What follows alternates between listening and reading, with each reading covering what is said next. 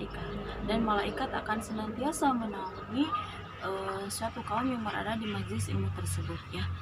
Jadi kalau kita membayangkan sayapnya pesawat itu kan begitu lebar ya, begitu luas gitu ya, sehingga mampu kan ilmunya supaya apa bisa terbang itu kan dengan mempunyai sayap ya. Coba kita amati ya, kalau hewan yang bisa terbang itu adalah salah satunya mempunyai sayap ya, burung ya. Kemudian juga apalagi ya, mereka mempunyai sayap gitu ya. Nah, malaikat pun ya dengan sayapnya menaungi gitu ya orang yang berada di majelis ilmu tersebut, kemudian ya dinaunginya ya. Kalau naungannya malaikat tentu saja gitu ya mempunyai arti yang sangat bermakna ya, karena malaikat adalah makhluk Allah yang sangat Allah sucikan gitu ya, karena mereka senantiasa bertasbih dan memahabesarkan Allah ya. Selamanya mereka tidak pernah bermaksiat gitu ya, mereka tidak pernah berbuat kesalahan seperti halnya manusia, karena memang malaikat diceritakan seperti itu gitu ya. Hafatumul malaikah wa ghasyiatumur rahmah ya, dan Allah mengucurkan rahmat kepada orang-orang yang berada di majelis ilmu tersebut ya. Rahmat di sini berupa banyak hal ya, berupa misalnya kita diberikan kefahaman dalam memahami agama, atau kefahaman dalam kita mempelajari ilmu-ilmu yang sedang kita pelajari dalam majelis ilmu tersebut ya. Dalam artian di sini adalah contohnya Al-Qur'an gitu, Al-Qur'an saja, karena ilmu Allah itu sangat luas ya, ilmu agama juga sangat luas. Di sini hanya Al-Qur'an saja yang kita bahas di sini gitu ya. Kita diberikan Ghasyiatumur rahmah, rahmatnya yang diberikan Allah itu adalah berupa kefahaman kita dalam ilmu tersebut gitu ya. Yang tadinya kita tidak tahu menjadi kita tahu, yang tadinya tahu menjadi kita tahunya lebih banyak gitu ya. Yang tadinya tahunya lebih banyak menjadi lebih banyak lagi gitu ya, seperti itu ya. Jadi rahmatnya Allah itu begitu luas ya. Kemudian juga tentu saja ya, orang-orang yang berada di majelis ilmu tersebut gitu ya, tidak akan insya Allah tidak akan bermaksiat ya, tidak akan berbuat dosa ya, karena terjamin gitu ya, terjamin di dalam majelis ilmu tersebut gitu ya, sedang dikaji tentang ilmu agama, dan di sini lebih spesifiknya lagi adalah tentang Al-Qur'an gitu ya, karena tentang kalam Allah. Kemudian wa dzakarahumullahu fi man 'indah ya, dan Allah menyebut-nyebutnya ya, si fulan tersebut ya, Allah menyebut-nyebutnya. Nah, di sini mungkin kita akan sangat tersanjung, akan sangat begitu merasa dihargai ketika kita disebut-sebut oleh Allah Subhanahu wa taala ya. Bagaimana tidak kalau misalnya kita pun oleh seseorang ya, kita dipanggil nama kita gitu ya, hei fulanah gitu ya.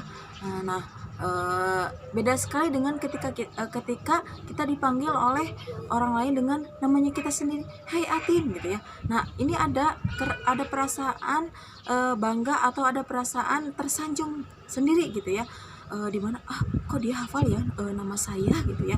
Nah, itu pasti kan akan merasa lebih dibandingkan dia hanya menyebutkan hey gitu ya, seperti itu. Nah, Allah di sini bagaimana kalau yang menyanjungnya, kalau yang menyebutnya itu adalah Allah gitu ya. Tentu saja kita akan sangat merasa dihargai, kita akan merasa sangat disanjung, dan kita akan merasa sangat benar-benar diakui oleh Allah, dimana hanya kita dengan mempelajari ilmu Allah saja gitu ya, hanya kita berada di dalam suatu majelis ilmu saja, Allah sebegitu memberikan banyak kelebihan atau keutamaan untuk kita semua gitu ya. Nah, kemudian walam yusri amaluhu, dan barang siapa yang tidak mempercepat amalan-amalannya, walam yusri amaluhu waman bato'a fi amalihi, dan barang siapa yang memperlambat amalannya, lam yusri bihi nasabuhu ya, tidak akan dipercepat oleh nasabnya. Artinya di sini ya, kalau misalnya kita di sini dalam artian fastabiqul khairat ya, atau berlomba-lomba dalam kebaikan, ini masalah fardiyah ya, bukan masalah jamaah ya. Kalau misalnya kita fastabiqul khairat, ya masing-masing kita untuk berlomba dalam kebaikan dalam hal apapun tadi seperti yang disebutkan di awal hadis yang di atas gitu ya, dari mulai menafas saat kurbatan sampai yang di bawah tadi tentang keutamaan mencari ilmu gitu ya, keutamaan berada di majelis ilmu gitu ya. Semuanya itu ketika kita melakukannya dengan niat yang sangat ikhlas kepada Allah, kemudian kita benar-benar berlomba ya, dimana ketika orang lain tidak melakukannya, ya udah jangan melihat orang lain yang tidak melakukannya, atau jangan melihat kekurangan orang lain gitu ya. Kita terusnya kita mah berlari malahan gitu ya untuk mengejar amal soleh kita gitu ya, untuk berbuat baik ya. Karena tadi waman batu afi amalihi lam yusri bihi nasabu. Jadi ketika kita lambat dalam menggapai amal-amal soleh kita, maka nasab kita pun tidak bisa mempercepatnya. Artinya ketika misalnya keturunan kita ada misalnya ulamanya, kemudian ustadznya, kemudian juga orang-orang solehnya yang selalu berbuat kebaikan ya, maka tetap tidak akan dipercepat ya amalan kita itu. Ketika misalnya ada salah satu anggota keluarganya yang justru kebalikannya dari orang soleh tersebut gitu ya, misalnya dia suka berbuat dosa dan kemaksiatan gitu ya. Contoh di sini adalah anaknya Nabi Nuh gitu ya. Anaknya Nabi Nuh dan istrinya, bagaimana Nabi Nuh berdakwah kepada keluarganya ya, sekalipun kepada istrinya dan anaknya, tetapi tidak beriman gitu ya.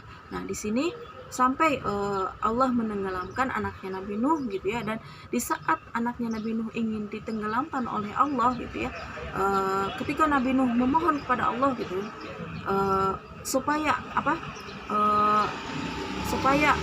diangkat gitu ya, supaya dimaafkan, supaya diberikan hidayah dan diberikan keimanan kepada anaknya Nabi Nuh, serta merta Allah memberikan jawaban wala taqfu ma laisa laka bihi ilmun ya. Janganlah kamu berbuat sesuatu yang tidak kamu ketahui atau tidak dengan ilmunya. Di sini dalam artian Allah yang lebih mengetahui segalanya ya.